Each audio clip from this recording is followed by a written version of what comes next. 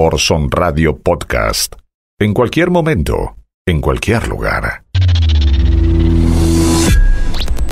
The Columbia Broadcasting System and its affiliated stations present Orson Welles and the Mercury Theater on the Air in The War of the Worlds by H.G. Wells. A partir de este momento, analizamos el discurso de los medios dominantes. Esto es En el nombre de Orson. Una hora para saltar el cerco mediático. En el nombre de Orson. Con la conducción de Mariano González. En el nombre de Orson. Ladies and gentlemen, the director of the Mercury Theater and star of these broadcasts, Orson Welles. En el nombre de Orson. ¿Cómo les va? Bienvenidas y bienvenidos a En el nombre de Orson. Vamos a analizar el discurso de los grandes medios de comunicación. Estamos desde FM Freeway 90.7. Retransmiten la radio pública de Ituzaingó, FM 89.3 y FM 91.7, Radio La Uni, la radio de la Universidad Nacional de General Sarmiento. Colaboran con la producción el señor Pablo Daniel Ovín. Y vamos a comenzar hablando acerca de una situación muy particular que se vive en España y que tiene un parecido con lo que pasa en la República Argentina. Ustedes saben que a nivel nacional Alberto Fernández toma decisiones respecto a la pandemia y en la Ciudad Autónoma de Buenos Aires se mantienen ciertas diferencias, ¿no? Y muchas veces parece ser que este tipo de situaciones se da únicamente en la República Argentina. Bueno, en España pasa exactamente lo mismo. Pedro Sánchez toma decisiones para toda España y sin embargo en Madrid Isabel Díaz Ayuso, que es la presidenta de la Comunidad de Madrid, toma decisiones totalmente diferentes. Vamos a escuchar qué es lo que decía en los últimos días respecto a este tema. Porque cuando hablan de la confrontación con Pedro Sánchez, quiero dejar claro que el problema de Madrid es Pedro Sánchez. No es al revés. Y por tanto, nos intentaban obligar a cerrar la Comunidad de Madrid, nos intentaron obligar a cerrar la hostelería, los comercios, la restauración, las vidas de tantas y tantas personas. Nos exigieron un estado de alarma a la carta, falso y sin informes sanitarios y por supuesto sin comité de expertos, y dije en absoluto. Y ahí estaba el alcalde de Madrid conmigo para decirme: Isa, yo estoy contigo hasta el final. Y por tanto me decían: tienes que cerrar porque lo dice el ministro, porque hay que entenderse, porque la moderación, lo que siempre utilizan para que uno se arrincone y se calle y se acobarde y busque su bienestar frente al de los demás. Y el alcalde me dijo: no se cierra. Y yo le dije al presidente del gobierno: no pienso cerrar Madrid, porque no hay un motivo, porque no me da la gana y porque a mí nadie me chantajea. Ayuso del Partido Popular, estas son las palabras durísimas contra el presidente Pedro Sánchez, de la coalición que ha formado gobierno con el espacio de Juntos Podemos. Hace realmente muy poco tiempo renunció Pablo Iglesias a esa coalición, pero bueno, realmente quería marcar el parecido, ¿no?, que hay entre lo que pasa en la República Argentina con un gobierno nacional y el gobierno de la Ciudad Autónoma de Buenos Aires y lo que pasa en España, ¿no? Una situación realmente muy parecida, con digamos la diferencia de que las diferencias en España son realmente mucho más duras, ¿no? Bueno, volvamos a lo que pasa en la República Argentina y en este caso la Ciudad Autónoma de Buenos Aires. Hubo un dato que realmente se conoció muy poco en los grandes medios de comunicación, empezó a trascender de manera muy lenta en algunos pocos medios, el hecho de que Horacio Rodríguez Larreta vaya a destinar más de 800 millones de pesos en encuestas, en opinión pública. Es realmente un escándalo. Ustedes imagínense qué dirían los medios si esto sucedería del otro lado, ¿no? Si quien encargase esas encuestas fuera el gobierno nacional. Sería realmente un escándalo. Casi 1.000 millones de pesos destinados únicamente a encuestas. Y también en medio de una crisis sanitaria, ¿no? Bueno, ¿quiénes son los que van a recibir ese dinero? Estamos hablando de Julio Francisco Aurelio, más de 100 millones de pesos. Sí, estos son los contratos. Poliarquía con 89 millones de pesos. Green Consult, 89 millones de pesos. Isonomía, bueno, Management and Fit, Inversora Boroca, Opinaya, Sigla, 3.0, Evangelina Karina Pérez, El Quinto Elemento y otras empresas que realmente suman entre todos 838 millones de pesos. Algunos nexos con Durán Barba, ¿no? Porque los gastos están detallados en la resolución 1534 del mes de abril, en la que indica que quienes ganaron la posibilidad de ofrecer el servicio de realización de estudios de opinión pública en su modalidad cuantitativa y cualitativa, dirigidos a un determinado grupo de personas en relación a temas específicos, entre los que fueron adjudicados aparecen Green Consult SRL con 89 millones de pesos e Inversora Boroca, con otros 77 millones de pesos. Y estas dos personas, ¿no?, dueños de estas empresas, serían personas muy ligadas a ni más ni menos que Jaime Durán Barba, ¿sí? Este es un tema minimizado, un tema que prácticamente no ha formado parte de la agenda de los grandes medios de comunicación y es un escándalo. Imagínense, casi 1.000 millones de pesos destinados únicamente a conocer la opinión pública, a encuestas. El gobernador de la provincia de Buenos Aires nombró este tema así muy por arriba, pero evidentemente haciendo alusión a lo que estábamos nombrando recién, y hablaba acerca de las encuestas, ¿no? Que no es momento de mirar encuestas. Escuchemos lo que decía el gobernador. No es momento de tomar decisiones mirando encuestas. Basado en evidencia, basado en datos, no pueden ser las encuestas. Tienen que ser estos grados inadmisibles, insostenibles de ocupación de nuestras terapias intensivas, de contagios y de muerte. Esto es lo que nos tiene que guiar en una situación como esta, porque repito, no estamos en campaña electoral, estamos en campaña de cuidados, estamos en campaña de vacunación. Pasemos a otro tema. Interesante nota de Alfredo Zayat el último domingo en el diario Página 12, que habla acerca de los grandes ganadores, incluso en un contexto muy adverso. Y estamos hablando de empresas de alimentos, ¿no?, como Molinos, Arcor, Ledesma. Son los grandes ganadores de la pandemia. El periodista revisó los ejercicios económicos anuales correspondientes al terrible 2020, ¿no? Para casi todos los argentinos, evidentemente menos para ellos, que incluso han tenido y han revertido una situación terrible que venían en los últimos 3 años por lo menos del gobierno de Mauricio Macri.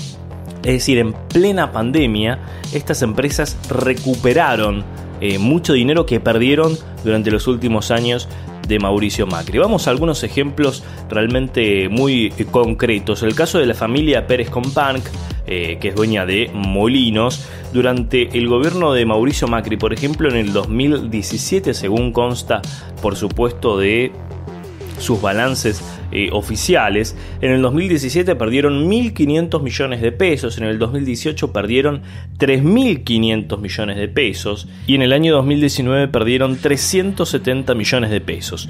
Sin embargo, en el año de la pandemia ganaron 1.745 millones de pesos.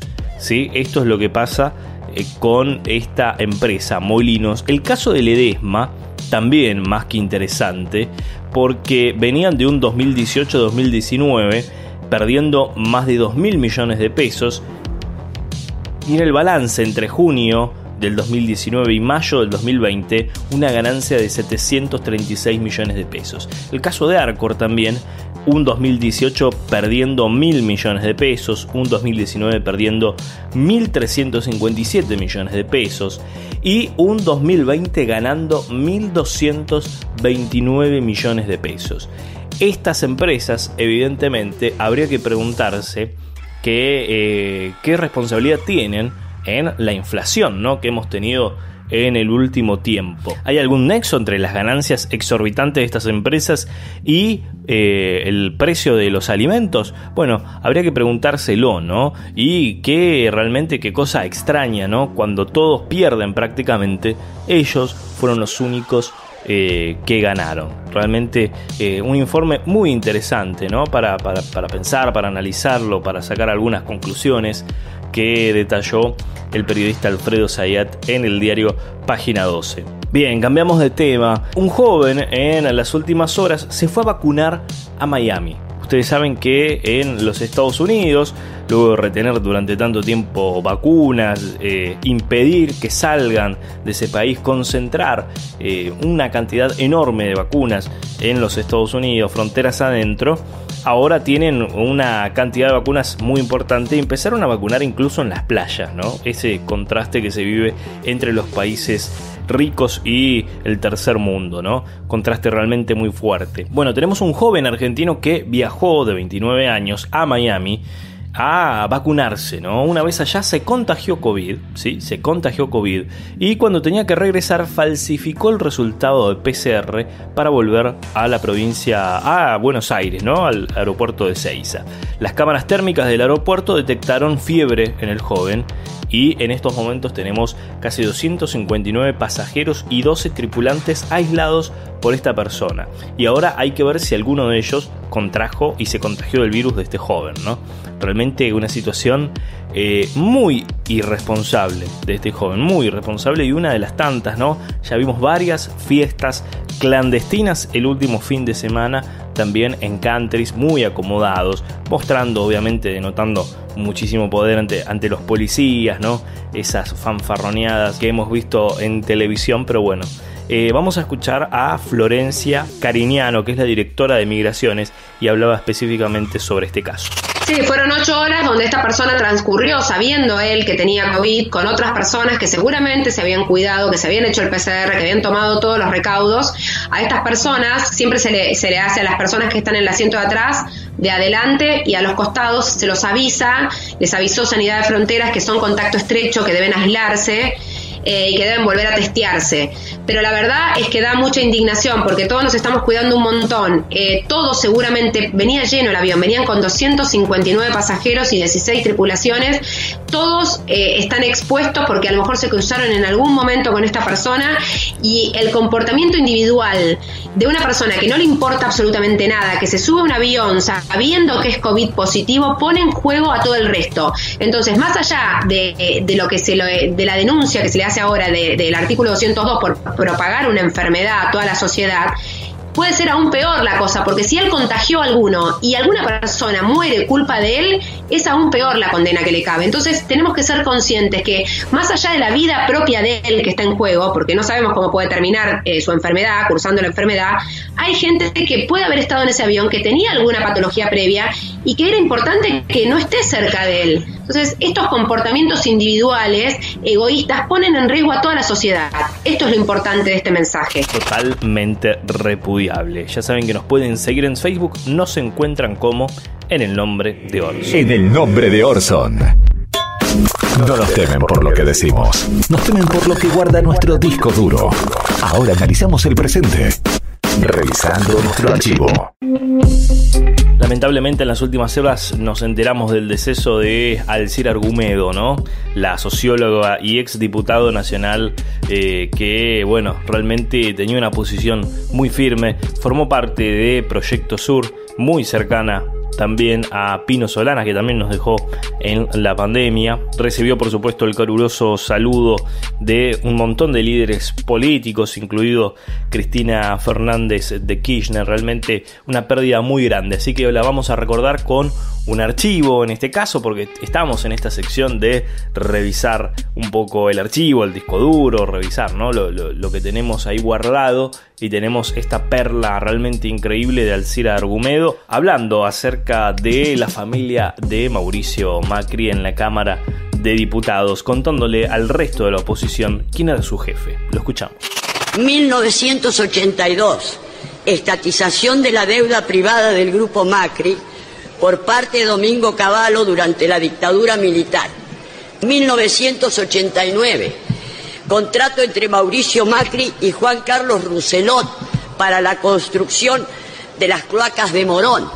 1991, contrabando de autos de la empresa Sebel, presidida por el señor Mauricio Macri, con una estafa al fisco por 450 millones de dólares más. 1995, decreto de Domingo Cavallo, que se llamó Decreto Sebel, por el cual se condonaba la deuda de 450 millones de dólares como consecuencia del contrabando que se había hecho. 2001, fuga de capitales de las empresas Sideco, Sogma Americana, Correo Argentino, todas del Grupo Macri por más de 50 millones de dólares. 2011, la relación de Mauricio Macri con el señor Raúl Martins, que ha financiado varias veces sus campañas electorales. El señor Raúl Martins es propietario de redes de prostíbulos, donde los más famosos están en Cancún, en México. Salto al 2016-17 y tenemos los Panama Papers, que acá se silenciaron, pero fue un escándalo internacional. El Correo Argentino, Avianca, Autopistas del Sol, el decreto por el cual se amplía el blanqueo de capitales a los parientes y amigos del presidente de la Nación. Odebrecht, que está preocupando tanto al primo Calcaterra como el amigo Arribas. Esa famosa riqueza del Grupo Macri no se hizo ahorrando monedas en una alcancía. Ahí estaba, nuestro más sentido pésame por la partida de Alcira Argumedo. En el nombre de Orson. Alrededor de la vacuna Pfizer se ha generado un gran lobby, ¿no? Un gran lobby que tiene realmente epicentro, diría yo, en el mundo periodístico, ¿no? Algunas notas de Joaquín Morales Solá, algunas columnas de Carlos Pagni, no solo en La Nación, sino también en el canal La Nación Más, ¿no? En el canal de televisión. También Hugo Alconadamón, elucubrando números, suposiciones. Realmente muy peligroso lo que hicieron en los últimos días, todo en pos de defender el lobby de esta empresa multinacional llamada Pfizer, que son ni más ni menos que dueños de la patente de una vacuna de las que hay para combatir el coronavirus, ¿no? Ya se ha hablado mucho en la República Argentina de por qué el país desistió de firmar un contrato, de cuáles eran las exigencias que pedía Pfizer. Se conoció a través de investigaciones periodísticas del exterior cuáles eran esas exigencias, cómo vulneraban la soberanía de la República Argentina. Sin embargo, estos periodistas insisten con que Argentina podría estar inmunizada si hubiésemos adquirido las vacunas de Pfizer, algo totalmente falso, porque Pfizer incumplió a lo largo y a lo ancho del mundo con todos los contratos. Por lo tanto, sería realmente improbable de que eso haya pasado, ¿no? Dicen, bueno, ya tendremos que tener la mitad de la población inmunizada porque nos habían prometido 14 millones de vacunas. Bueno, Brasil compró 100 millones de vacunas y solo recibió 1 millón, es decir, el 1%.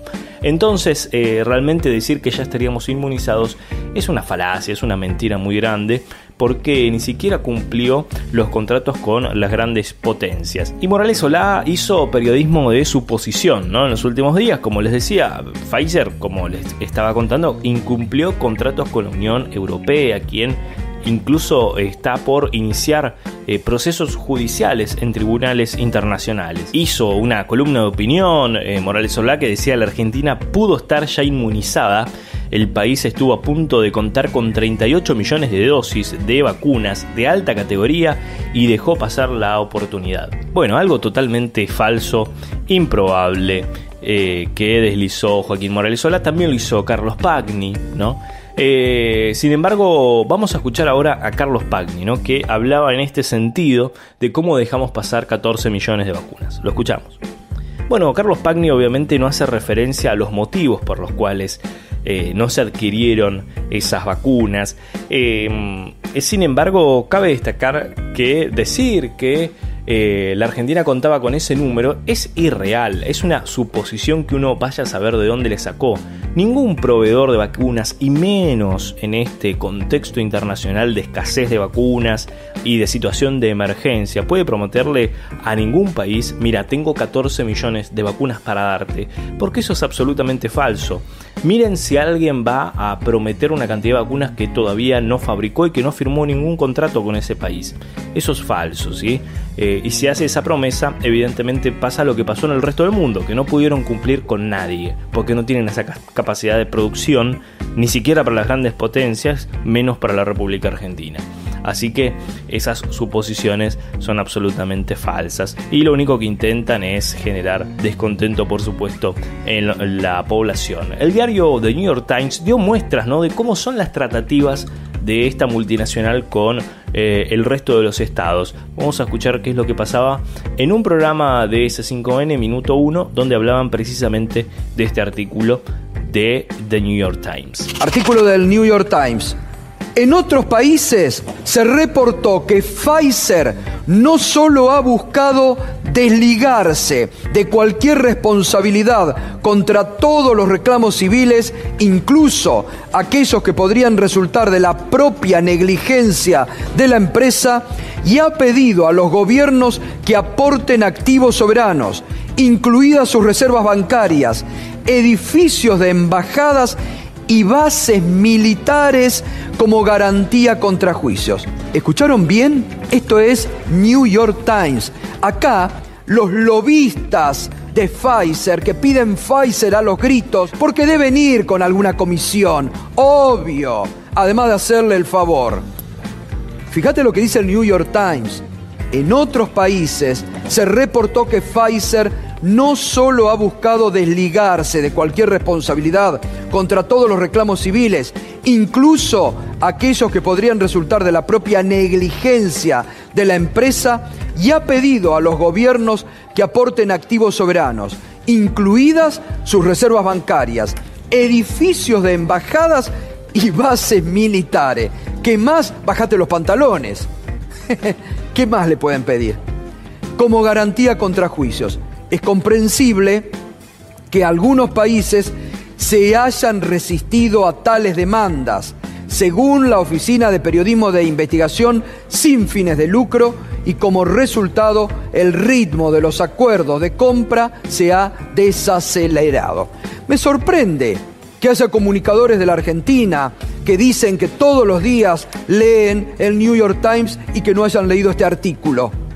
Como el propio New York Times reporta las exigencias intomables para un país soberano que esto le exigía a la Argentina. Ya saben que nos pueden seguir en Facebook, nos buscan como En el Nombre de Orson. Seguinos en las redes. En Twitter e Instagram nos encontrás como @Orson_radio. En Facebook, YouTube y Spotify nos seguís como En el Nombre de Orson. En el Nombre de Orson.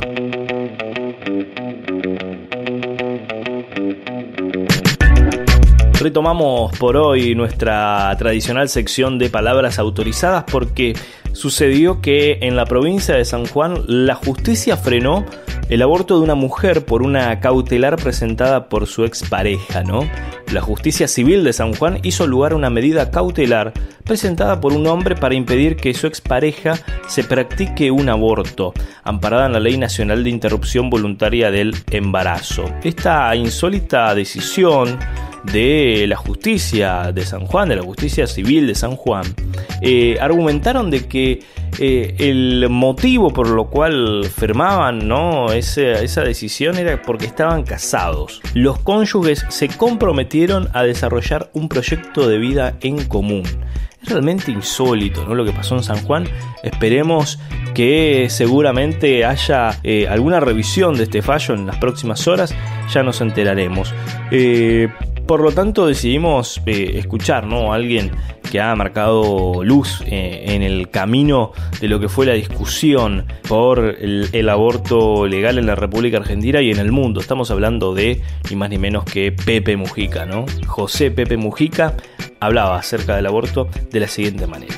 ¿Quién va a estar a favor del aborto? Pero usted va, por lo menos está planteando ese debate, esas medidas. Pero no por estar a favor del aborto. Porque usted dice, no, al contrario, claro, usted dice que lo hace por el bien de la comunidad, es decir, que para evitar que el daño sea mayor. La cosa es sencilla y es sentido común. Creo que nadie puede estar a favor del aborto como cuestión de principio. Pero hay un cuadro de mujeres en toda la sociedad que se ven la amargura de tener que tomar esa decisión contra viento y marea, porque la familia no lo entiende, por soledad, por avatares de la vida. Y ese mundo vive en la clandestinidad y la explotan y se juega la vida. Y toma decisiones más allá de las discusiones de principio que puedan tener los políticos o los filósofos. Toma decisiones. Bueno, y ahí hay vidas que se pierden. Yo creo que reconocer la existencia de ese hecho, ponerlo arriba de la mesa legalizándolo, nos da la oportunidad de poder obrar persuasivamente sobre la decisión de esas mujeres. Y si hay una cuestión económica, una cuestión de soledad, una cuestión de angustia, los hechos demuestran de que muchas mujeres retroceden y se pueden salvar más vidas. Lo otro es dejarlas aisladas en el medio de su drama. Me parece que es hipócrita. Tenemos que hacernos cargo y tratar de salvar las vidas, la mayor cantidad de vidas posible. Bueno, no puedo discutir esto como cuestión de principio, lo discuto como una realidad. En el nombre de Orson. Momento de hablar de fake news y tenemos que hablar acerca de un médico uruguayo que habló acerca de los barbijos, las vacunas, los test de PCR y los asintomáticos, ¿no? Circula en Facebook y en WhatsApp un video viral con afirmaciones falsas de un médico uruguayo sobre los barbijos y las vacunas. Los barbijos sí que ofrecen beneficios significativos, al contrario de lo que señala este médico Javier Scuoto, que sus dichos se basan en la interpretación errónea de un estudio danés. Por otro lado, tener anticuerpos contra el virus no implica que la persona esté protegida contra la enfermedad. Las recomendaciones médicas y oficiales señalan que es necesario vacunarse luego de haber cursado la enfermedad.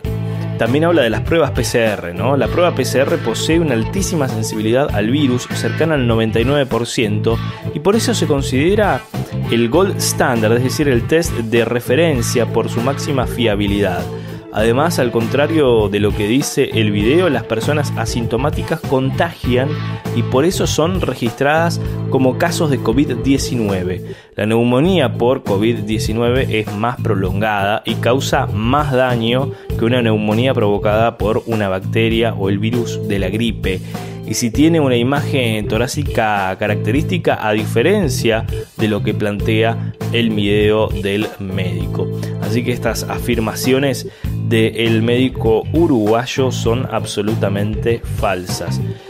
También son falsas las afirmaciones de Chinda Brandolino. Bueno, esta señora ya la hemos escuchado en una cantidad de veces impresionante. Persona que entrevista, por ejemplo, Viviana Canosa, la lleva a su programa. Una farsante, ¿no? Que pertenece a Médicos por la Verdad, que es un compendio de negacionistas internacionales del virus. Pero bueno, Chinda Brandolino habló en Plaza de Mayo. Circula en Facebook un video en el que la médica difunde información falsa sobre los diagnósticos de muerte por COVID-19, los testeos y la seguridad de las vacunas. Tanto el Ministerio de Salud de la Nación como la Organización Mundial de la Salud, la OMS, detallan los procedimientos en los registros de fallecimientos de personas con COVID-19 y los métodos de detección del virus, y son todos eficaces, ¿sí? No hay que creer en absolutamente nada que salga de la boca de esta mujer, porque es una farsante y hace mucho daño y circula mucho y tiene realmente mucha llegada a la gente, ¿no? Evidentemente genera cierta confianza esta señora, que es una terrible farsante y una persona muy peligrosa, porque realmente está generando mucha confusión en la sociedad. Además, las vacunas autorizadas en la Argentina son seguras y no modifican el ADN humano, como afirma esta farsante que se llama Chinda Brandolino. Continuamos en el nombre de Orson de la siguiente manera. En el nombre de Orson.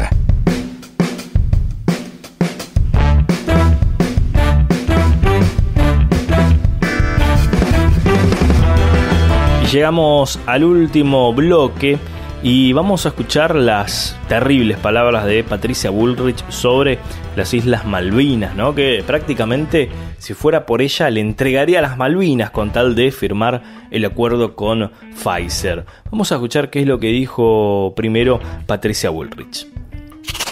Pfizer no pidió ni cambio de la ley y ni pidió, lo único que pidió fue un seguro de caución, como se lo pidió a todos los países del mundo, que es una Es algo razonable, no pidió ni los hielos continentales, ni la...